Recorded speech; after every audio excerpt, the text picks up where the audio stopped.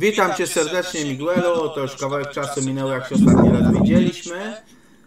Witam, dzień dobry. I witamy razem wszystkich naszych słuchaczy. Dzisiaj troszeczkę będzie taki temat ni to polityczny, ni to geograficzny, ni to historyczny. Taki troszeczkę ciekawy. Jesteśmy na fladze Katalonii, dlatego że jeżeli... Ja mam w ogóle takie wrażenie, powiem Ci, Miguelu, takie coś, że jeżeli w ogóle pada słowo Katalonia, to jest coś takiego jak w przypadku Wielkiej Brytanii pada słowo Szkocja, albo w przypadku Polski pada słowo Śląsk, prawda? Tak, no ostatnio jest bardzo poruszony temat właśnie ich chęci do niepodległości, które... No właśnie, ale tak samo Szkocja jest kwestia chęci do niepodległości, czy tak samo Śląsk jest kwestia chęci do niepodległości, prawda? Czy tak samo Katalonia jest chęci do niepodległości, jeśli chodzi o przykładowo Hiszpanię. No, na marginesie to Ci powiem, że właśnie przeglądałem, że dzisiaj masz spotkanie na polu golfowym, prawda? Wczoraj mieliśmy spotkanie na polu golfowym. Aha, wczoraj, takie kulinarne spotkanie na polu golfowym. No to tak, był wieczór hiszpański. Bardzo fajnie. Właśnie z klubu biznesu lubelski. No i fajnie udana impreza. Że kiedyś będę musiał się wybrać do Ciebie na te kwestie szkoleń kulinarnych, bo też akurat jestem jakoś sympatykiem kuchni hiszpańskiej. Ale wróćmy do tematu Katalonii. Zapraszam.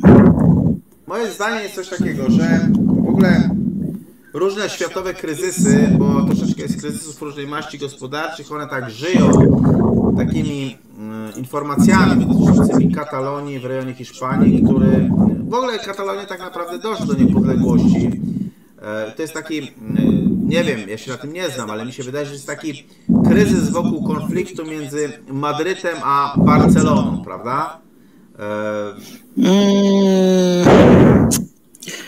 Barcelona, tak jako Barcelona to tak niekoniecznie, bo Katalonia jest dość duży region i jakby to powiedzieć, jak kilka lat temu zaczęło się tak świt całej tej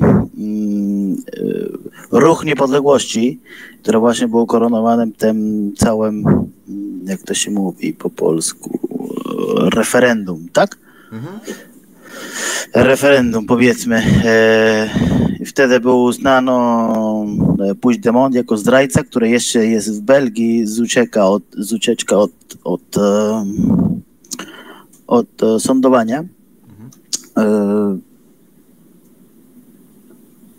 Jest trochę problem w tym, że największa część społeczeństwa katalońskiego, które chcą się oddzielić od Hiszpanii, to jest najbiedniejsza część. Oni niby domagają się tym, że Katalonia jest bardzo bogatym regionie, ale i że tak jak oni dosłownie mówią wprost, Hiszpania im kradnie. Dla nich Hiszpania to jest coś innego i im kradnie. Oni nie czują się część tego.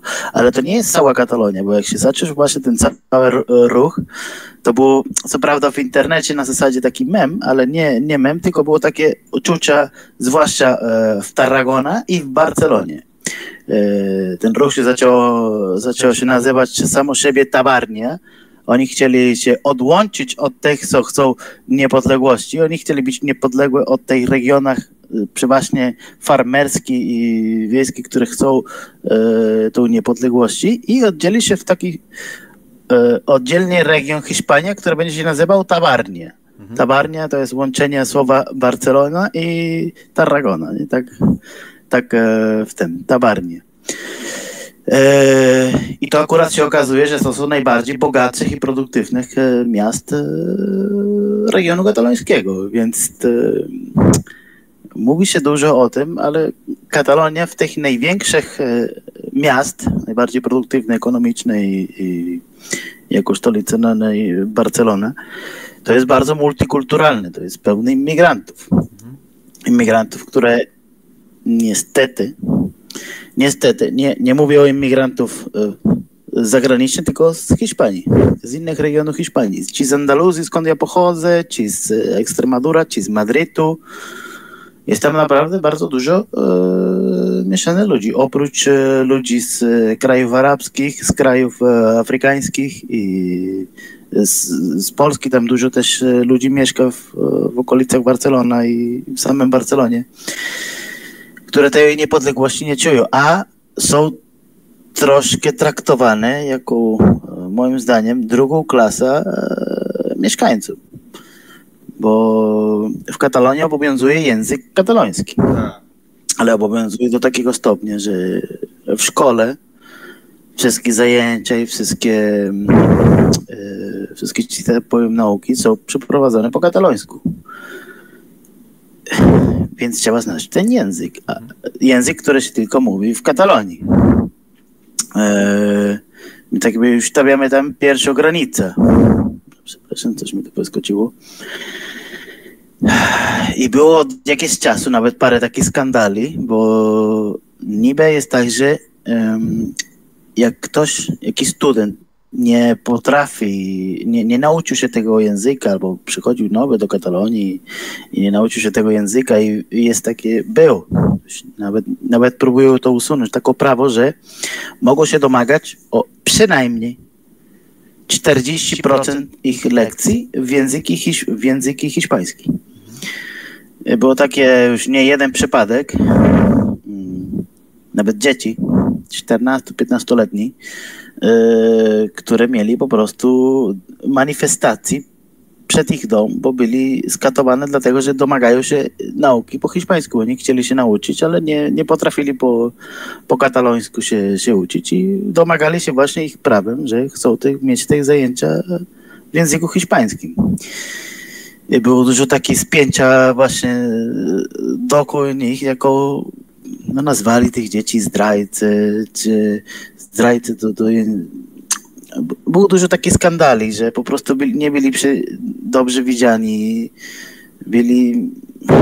Może wejdę w słowo, bo mi się wydaje, że do tych ogólnie problemów całych na trasie, na relacji Madryt-Barcelona, to przyczynił się też troszeczkę taki prawicowy rząd hiszpański, który w ogóle nie próbował rozładować tego konfliktu. To jest bardzo podobna sytuacja, tak jak Londyn, który pozwolił na referendum w Szkocji, które zadecydowało o pozostaniu tego kraju w Zjednoczonym Królestwie i w ogóle rząd w Madrycie wolał bardziej wygrażać pięścią, iść na takie, nie wiem, siłowe starcia z Katalonią i że to też miało jakiś tam wydźwięk. Oczywiście ta cała sytuacja też ma miejsce w tym, że te korzenie są dużo bardziej głęboko siedzą, moim zdaniem, w kwestiach historycznych. To nie tylko polityka, bo polityka bierze się troszeczkę z historii, prawda?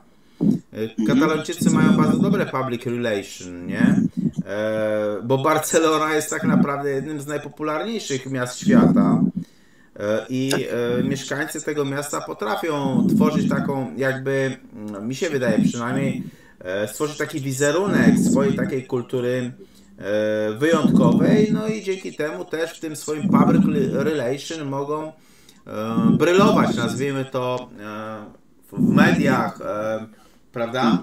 Dzięki czemu mogą się domagać tych rzeczy, prawda? To jest takie moje zdanie, nie wiem ogólnie, nie? Znaczy ja właśnie to mówię w takim kontekście całego regionu, no bo Barcelona jako Barcelona bardzo dobry ma wizerunek, jest jedno z najbardziej, mi się wydaje, w tym momencie odwiedzonych miast jako turystyczne w Hiszpanii, bo łączy duża kultura, która jest w mieście, dużo jest do odwiedzenia, jest niby klimat fajny. Prawda, zawsze bronię bardziej swojego regionu Andaluzja, który jest też przepiękny do odwiedzenia. Natomiast Barcelona to ma Sagrada Familia, ma naprawdę bardzo dużo miejsc do odwiedzenia i jeszcze masz obok plaża, dla młodzieży też jest strefa taka bardziej imprezowa, więc jako turystyczne miasto jest super, o ile tam się w ostatnich latach się zaczyna tam trochę być nawet średnio przyjemny pod niektórym kątem, ale to już inny temat do dogadania. Natomiast ci właśnie co bardziej spinają i naciskają ten ruch niepodległości, to nie pochodzą do końca stąd. przynajmniej nie większość. Oczywiście w każdym mieście są takich tak zwane independentistas, no, czyli takie zapaleńcy niepodległości, które oni się negują mówić w języku hiszpańskim, pomimo że potrafią się zrozumieć. Jak ktoś do nich rozmawia tym językiem, to... Ale przepraszam, że ci wejdę w słowo, to mi się bardzo kojarzy, bo widzisz, ja od 20 lat mieszkam na Śląsku, nie? I wielu wymakuje flagami Śląska i krzyczy, że to są Ślązacy i w ogóle, a podejrzewam, że ja lepiej mówię po śląsku niż oni, wiesz? Uwierz mi. Bardzo możliwe. No, ja też potrafię mówić po śląsku, natomiast gros tych ludzi, którzy nawet urodzili się na Śląsku, oczywiście nawet nie umieją rozmawiać po śląsku, godać. Nie będzie śląskiej gotki po śląsku, prawda? Z nimi. Natomiast najczęściej tak to widzisz jest, że ja to tak nazywam tacy neofici, czy to w kwestiach wiary, czy to w kwestiach na przykład kulturowych kwestii, czyli jak ktoś przyjechał wczoraj na Śląsk i już nagle jest Ślązakiem, tak? Od wczoraj, nie? Natomiast Ślązacy mieli jeszcze, tak ci wejdę w słowo, taki bardzo ciekawy podział przed II wojną światową. Za chwileczkę wrócimy do Katalonii, ale ja powiem ze swojego podwórka coś niecoś. Ślązacy przed II wojną światową mieli bardzo ciekawy podział, gdzie teraz 90% Ślązaków w ogóle nie wie, że taki podział istniał. Na Śląsku istniał Hanys, Krzok i Ptok, prawda? Czyli Hanys, tak, Hanys była to osoba, która urodziła się na Śląsku i rodziców miała ze Śląska. Krzok, czyli po polsku krzak, prawda? Była to osoba, która urodziła się na Śląsku, ale rodziców nie miała ze Śląska, prawda? Natomiast Ptok, czyli po polsku ptak, tak jak ja, czyli ani nie urodziłem się na Śląsku, ani moi rodzice nie byli na Śląsku, czyli jak ptak przyleciałem, prawda? Czyli była bardzo prosta zasada. Hanys, Krzok, Ptok, nie? No. Natomiast ja często myślę, że patrząc na te ruchy niepodległościowe, przykładowo na Śląsku, gdzie jestem, że gros z nich, którzy nie mają bladego pojęcia o tym, że nie istnieje język śląski, tylko istnieje co najwyżej gwara śląska albo dialekt śląski, ponieważ żeby istniał język śląski, to musiałaby być jednolita gramatyka, prawda? Tak. I tak samo nie ma języka szwajcarskiego, gdzie w Szwajcarii studiowałem. Istnieje grupa dialektów szwajcarskich języka niemieckiego, ale to nie jest oddzielny język, bo nie ma jednolitej gramatyki, prawda? Ale gros tych ludzi będzie szło w zaparte, że jest język śląski na przykład, że nie wiem, od wczoraj są Ślązakami i nagle będą krzyczeć, nie? I być może podobnie jest w Katalonii na przykład, nie? Że tak jakbyś dzisiaj zapytał, kto jest krakowiakiem, no to mój pradziadek był z Krakowa, prawda? A pan też jest z Warszawy? Tak, od wczoraj, nie? Ja z tego bo miałem kiedyś okazję tak spotkać grupa turystów nieraz, które przyjeżdżali z Barcelony do Nałęczowa, niedaleko skąd ja mieszkam, niedaleko Lublina. I tam była grupa seniorów, które odwiedzili to i wtedy tam mieli ze mną takie małe spotkanie, oczywiście kulinarne. I było widać taka mocna różnica między Krzok i Ptok i Haniszy. W sensie ci, którzy byli takie ukorzenione, powiedzmy, Katalończycy. Tak. I ci, którzy byli Katalończycy od wczoraj.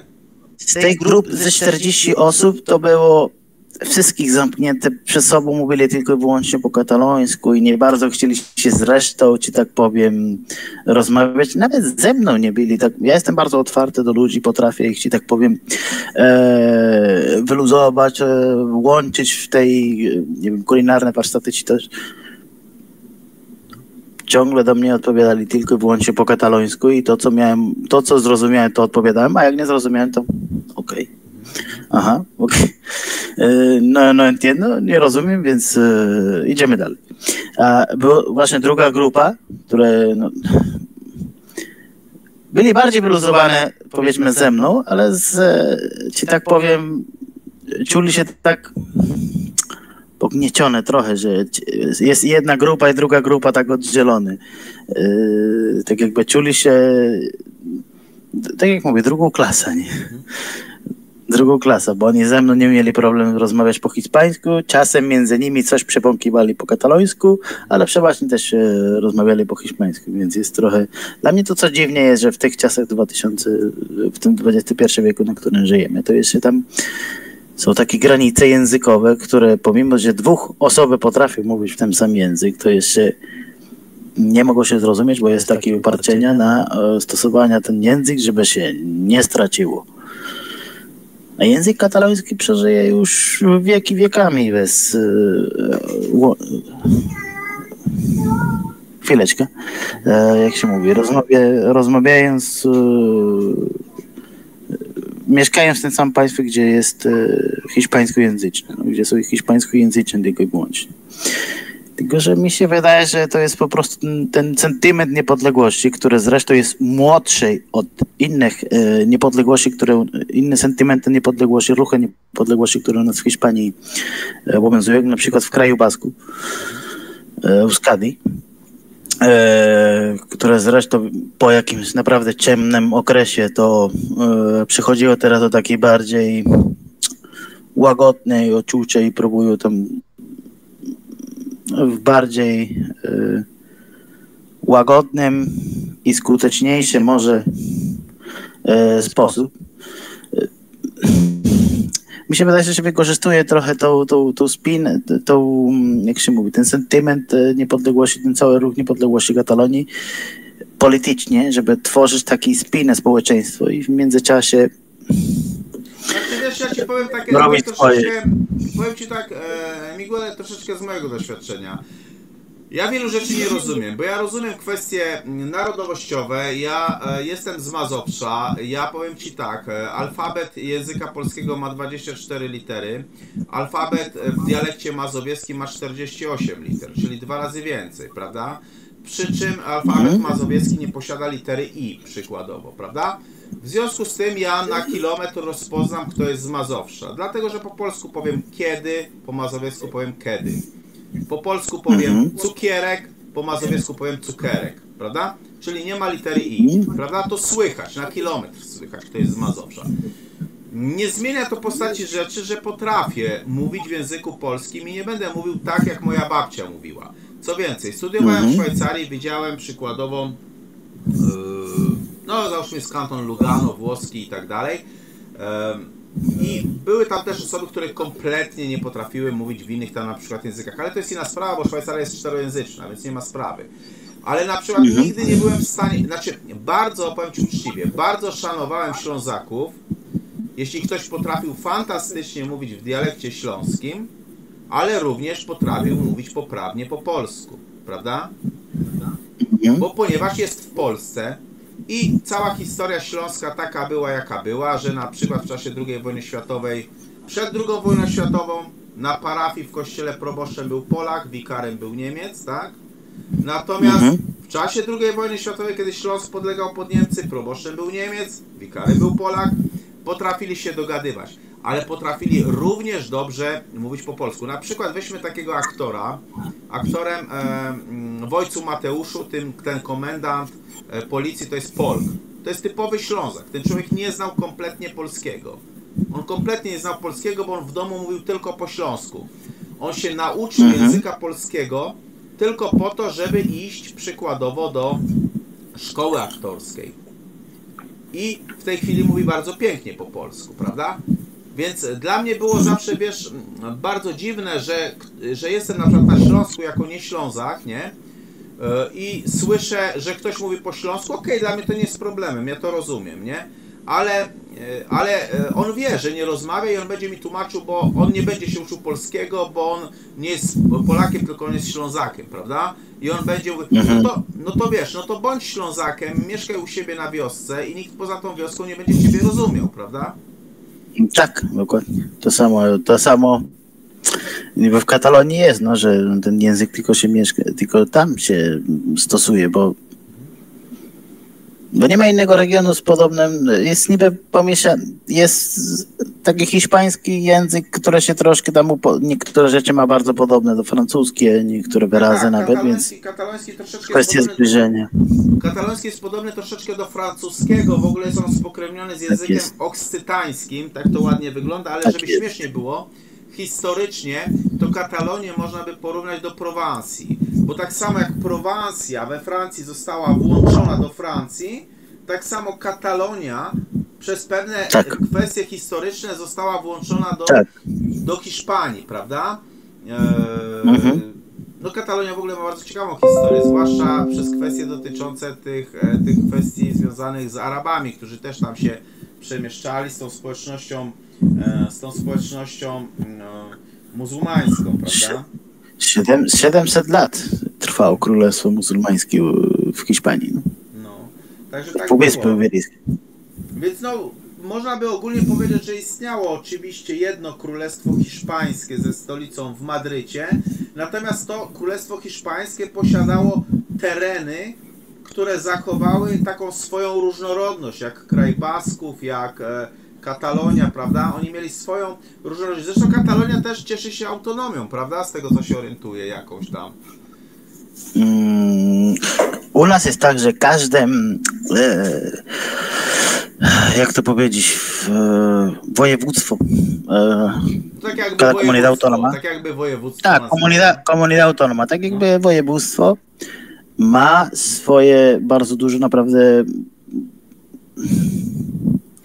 niepodległość co do tworzenia praw i obowiązki. Na przykład głupi przykład, który będzie bardzo łatwy do zrozumienia. Sprawa spadkowa, jak dostanie spadek u nas w Andaluzji, to prawie masz 30% do spłacenia podatku, więc nawet bardzo dużo ludzi, które musisz płacić przed spadek.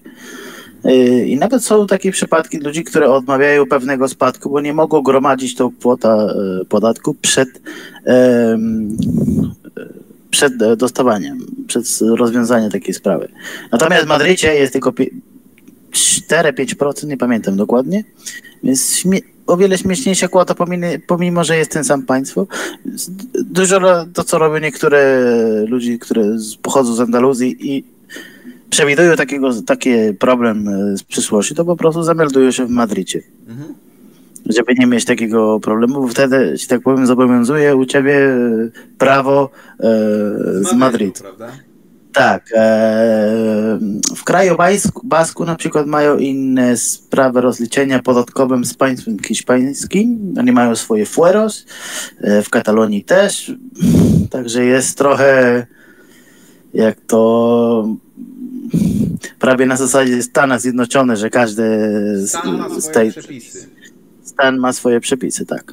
A nie wiem, czy wiesz, że w ogóle Stany Zjednoczone zostały stworzone na wzór Szwajcarii. Bo taka prawda jest. Bo zanim powstały Stany Zjednoczone, to istniała Szwajcaria, która miała kantony i w Szwajcarii tylko i wyłącznie masz dwie rzeczy wspólne. Wojsko i pocztę. Wojsko i pocztę. Poza tym każdy kanton ma swoje przepisy prawne. Wojsko i poczta dla całej Szwajcarii jest jedna. I na wzór Szwajcarii właśnie stworzono między innymi Stany Zjednoczone. To jest też śmieszne, bo jak jest mowa o Stanach Zjednoczonych, to się mówi, ile stanów mają Stany Zjednoczone. I się mówi, że 51. A nie jest to prawdą, bo jest 50 stanów plus jeden department, czyli po prostu Waszyngton, prawda? Waszyngton, tak. Podobnie, jeżeli się liczy kantony w Szwajcarii, to w Szwajcarii masz 16 kantonów, 6 półkantonów, bo kantony zostały podzielone na pół, prawda? Z różnych przypadków, plus jedna republika. Taką republiką jest Glarus i ma swoje oddzielne prawa jako republika. Natomiast oczywiście te półkantony zostały podzielone, na przykład Appenzeller jest na zewnętrzny i wewnętrzny, to był efekt wojen religijnych, jednej jest protestanckie, drugiej katolickie, prawda? Czy załóżmy inne tam rzeczy wpłynęły na przykład na to, ale ogólnie Stany Zjednoczone zostały w ogóle tak naprawdę stworzone na wzór Stanów Zjednoczonych, a co więcej, na Śląsku miasto Tychy zostało stworzone na wzór Chicago, prawda? zostało po wojnie stworzone na wzór Chicago, czyli Tychy nie posiadają jakichś takich tam dzielnic miasta, prawda? Tylko masz robione w kwadrat i masz dzielnice A, B, C, D, E, F.